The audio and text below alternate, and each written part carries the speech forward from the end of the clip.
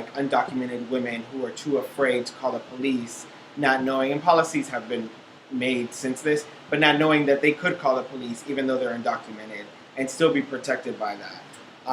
So I think one of the things with when you talk about undocumented youth, what really brought like this immigration reform conversation to the forefront was the youth. Mm-hmm. Yeah. It was the young people, and once again, like we might not be getting that much like credit, youth, we meaning youth, but I think it was dope for me to see the narrative change. So before, it was something that you were in the closet if you were undocumented, mm-hmm. because you were aware, because all of those different things that Daniel just listed, I couldn't have a driver's license, I couldn't get a job, so you didn't want to tell people that you were undocumented. It was something that you like hid.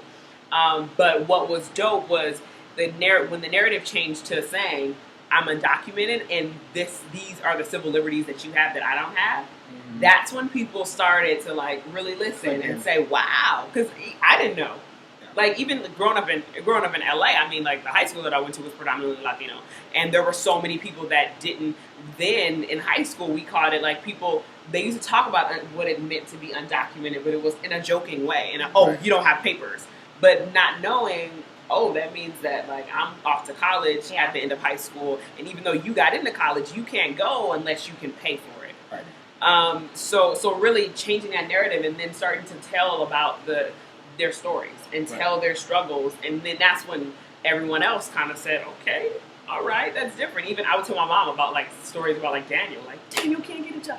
This made me mad, and she's like, what? And she gets kind of like empowered in a way like that is insane and starts to talk about these issues. So I think that a lot of social movements need that lesson about telling that narrative and sharing that narrative. And how do you share that story? And sharing information that's correct, because I think one of the piece of information that's been projected by the opposing side, people who don't agree with immigration reform, is that these people are going to come in and take your jobs, or are freeloaders, are using up your public resources, and not recognizing that these are some of the most hardest working people in America who are taking jobs that Americans don't, to some extent, don't want. And coming from Philadelphia, I mean, we have West Indian descent, we have Asian descent, we also have a Latino descent of undocumented people, both young people and older folks. And I think what I find interesting, particularly about our generation, is that we have reached the point where it's not just about us.